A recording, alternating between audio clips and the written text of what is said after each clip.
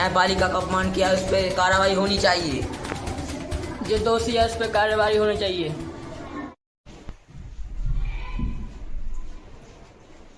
भारत के न्यायाधीश सीजीआई गवाई साहब को हमारा प्रणाम। आपसे ही न्याय की उम्मीद है। बाकी महात्मा अनुग्रहाचार्य जैसे पाखंडी कथावाचक भारत का नाश करने के लिए पैदा हुए हैं। जय हिंद, जय भारत। नमस्कार दोस्तों, मेरा नाम है राघविंद। दोस्तों, आप जानते होंगे भारत के कथावाचक अनुग्रहाचार्य जी ने भारत के सर्वोच्च न्यायाधीश सीजीआई गवाई साहब के खिलाफ ऐसी टिप्पणियां की हैं।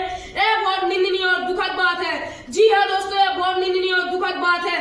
भारत का सर्वोच्च न्यायाधीश उसे चुना जाता है जो पढ़ा लिखा और बुद्धिमान, जो कानून की जानकारी रखता है, उसे ही चुना जाता है। जी हाँ दोस्तों, उसे ही चुना जाता है।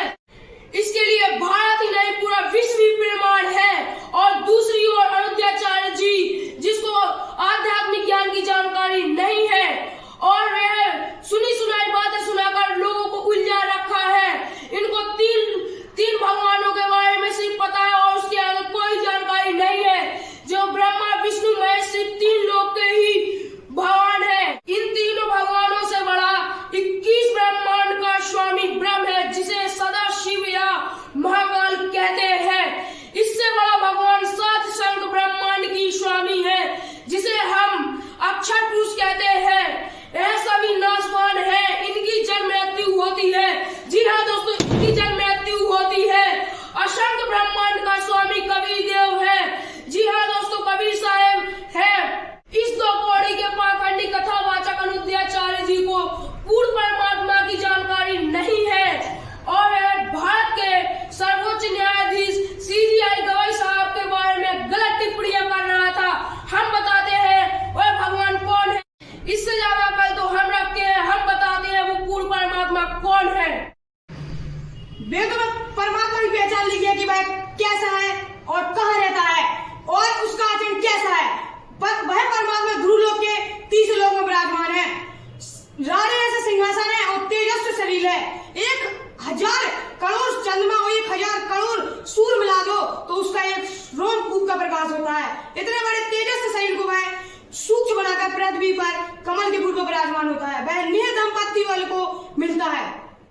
उसकी परवरिश कुंवारी गाय के दूध से होती है। मात्र 4-5 साल की उम्र में ही बस वह ऋषि और महर्षियों के छक्के छुड़ा देता है। जी हाँ दोस्तों, मात्र 4-5 साल की उम्र में ही वह ऋषि और महर्षियों के छक्के छुड़ा देता है और वह कवियों जैसा आचरण करता है। सह सही लाता है और सह सही चला जाता है। इस तरह की लीला से केवल कवि साहेब अवतरित हुए हैं। ना राम हुए, ना कृष्ण हुए, ना अन्य कोई देवता हुए। तो वेदों के अनुसार कवि साहब पूर्ण ब्रह्म में है। तो हु इज गॉड? कवि is God. Who is God? कवि इज गॉड। इससे सिद्ध होता है कि वह पूर्ण परमात्मा कवि साहब है। नमस्कार दोस्तों, मेरा नाम है सागर। आइए जानते हैं कुरान शरीफ में परमात्मा का प्रमाण। रहमान कहो या रहीम कहो या अल्लाह कहो, उस परमात्मा के सब अच्छे नाम हैं। अपनी नमाज ना ज्यादा तेज पढ़ो ना ही स्लो पढ़ो, बीच का रास्ता निकालो। बादशाह के समान उसकी बादशाही है। जी हाँ दोस्तों, बादशाह के समान उसकी बादशाही है। उसके अतिरिक्त हमारी मदद करने वाला कोई नहीं है। उसकी बड़ाई बोलने को, जय जयकार करने को ता कबीर कहो, वो कबीर है। करुणा दाता कहता है कि कबीरा गुनाह से बख्श दे तो बाकी गुनाह हम बख्श देंगे और इज्जत की जगह दाखिल करेंगे। इससे सिद्ध होता है कि कबीर ही पूर्ण परमात्मा है। आइए जानते हैं भगवत गीता में क्या प्रमाण है। अध्याय नंबर 8 की श्लोक नंबर 9 में लिखा है, जो पुरुष कबीर है, अनादि है, सूक्ष्म से भी अति सूक्ष्म है, सबका धारण पोषण करने वाले, अचिंत्य स्वरूप, अविद्या से परे, वही सचिदानंद धन है, परमेश्वर है, उसकी भक्ति करो। भगवत गीता ने भी सिद्ध कर दिया है पूर्ण ब्रह्म कबीर साहब जी है। रविदास जी महाराज को पूरा भारत जानता है। आज आइए देखते हैं रविदास जी महाराज ने किसकी भक्ति कही। जाति ओछा पाति ओछा ओछा जन्म हमारा, राजा राम की सेवा न करे कहे रविदास हमारा। हरि का नाम कभी उजागर जन्म जन्म के काटे का। सतगुरु साहेब सखा भय वही हमारे राम। सतगुरु साहेब अति बड़ा पावक न कोई पार। सतगुरु साहेब अति बड़ा जानत बेला सार। सतगुरु का घर ध्यान दूं घर न आवे कोई। सीजीआई तो भारत के सर्वोच्च न्यायाधीश है। अनुग्रहाचार्य जी स्कंद 6 पेज 414 देवी भागवत पुराण में बताते हैं आपकी औकात क्या है। सतयुग द्वापर त्रेता के जो राक्षस है वो कलयुग में ब्राह्मण माने जाते हैं। जी हाँ दोस्तों, कलयुग में ब्राह्मण माने जाते हैं क्योंकि आपके ब्राह्मण पर पाखंड करने में तत्पर रहते हैं, दूसरों को ठगना, झूठ बोलना, वैदिक धर्मों से अलग रहना कलयुग ब्राह्मणों का स्वभाव हो जाता है। वे कभी वेदों की बात नहीं पढ़ते, जब वेदों की बात करो तो वे कहते हैं कि हम वेदों को नहीं जानते हैं। जी हाँ दोस्तों, वे वेदों के बारे में कुछ नहीं जानते हैं। इस देवी पुराण से सिद्ध हो गया है कि तुम राक्षस कुल से हो।